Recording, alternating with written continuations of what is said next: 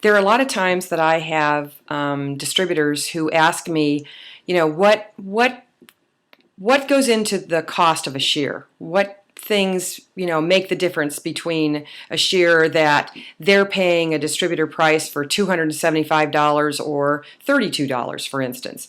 And generally, there are three categories that determine the cost of a shear.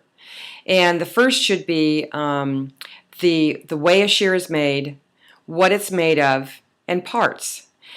Parts, for instance, in shears that come from Pakistan can cost as little as 30 cents for the screw, for the tang, for the plate, for the dial, for all of those kinds of things.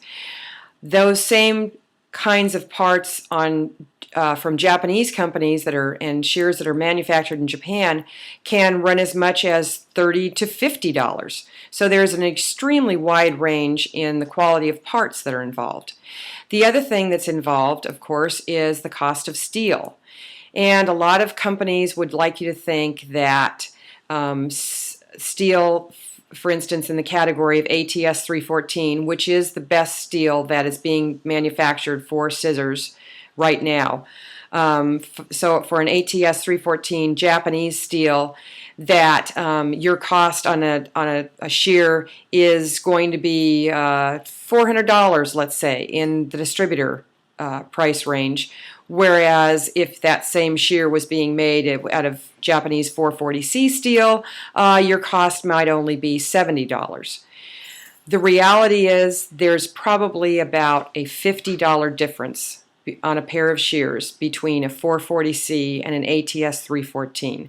I mean, let's be honest. This is a pair of scissors that weighs a couple of ounces. This isn't a car we're talking about, and stainless steel, we're not talking about gold here.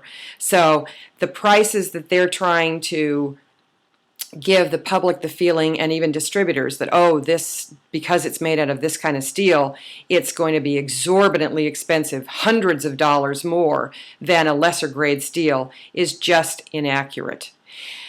The cost difference that makes the most difference in a shear is really the manufacturing process.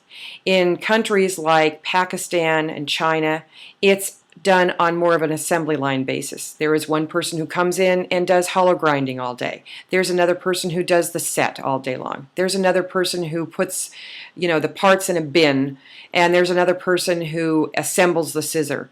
You would think at the end of the day that the guy who does the hollow grinding would be pretty good at it. He's done hundreds of them. The trouble is, particularly in cultures in Asia, pride is a great factor in products that are produced. And the reality is that guy who works on the assembly line has no feeling for the end product, which is a fine hair cutting scissor. He doesn't know what it does. He doesn't care what it does. He just does his hollow grinding and goes home. So there are times that you're going to get an okay job and times that you're not going to get a very good job.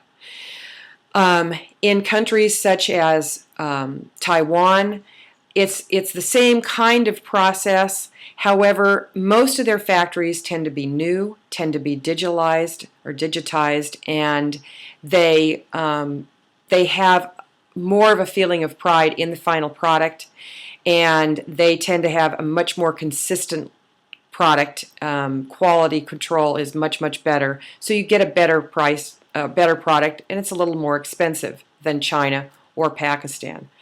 Then you come to Korea.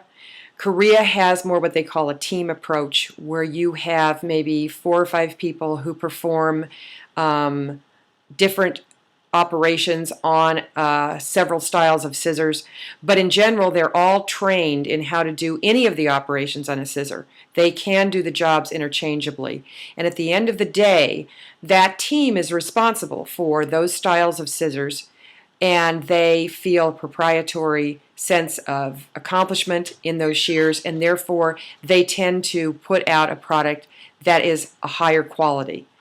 Then you get to Japan. On your beginning grade shears from Japan, you have that sort of team approach, same thing. Everyone on the team is pretty much equal.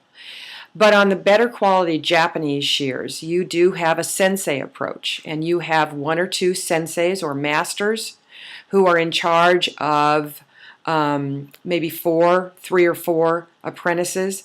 They may be responsible for 1 or 2 styles of scissors, maybe 3, but there are some times that that team is just responsible for one particular style of scissor. That's all they do.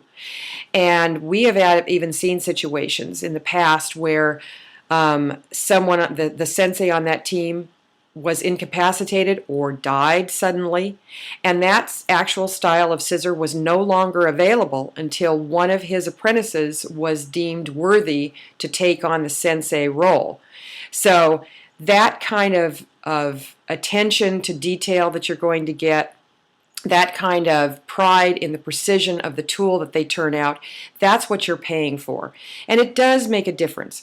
I like to liken it to if you took all the components of a Lamborghini and you had the Lamborghini put together one car in Italy, and you sent the rest of the component, you sent like components to an assembly line in Detroit.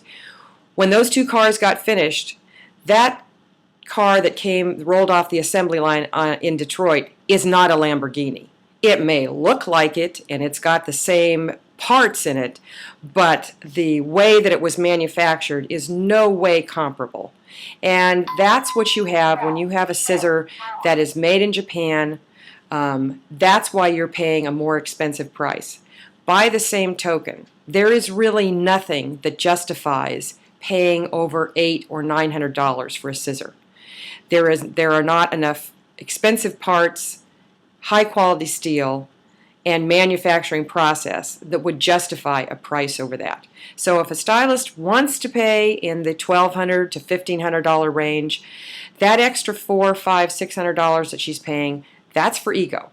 If she wants to do that, that's great, but she's really not getting any performance improvement for the extra money that she's paying.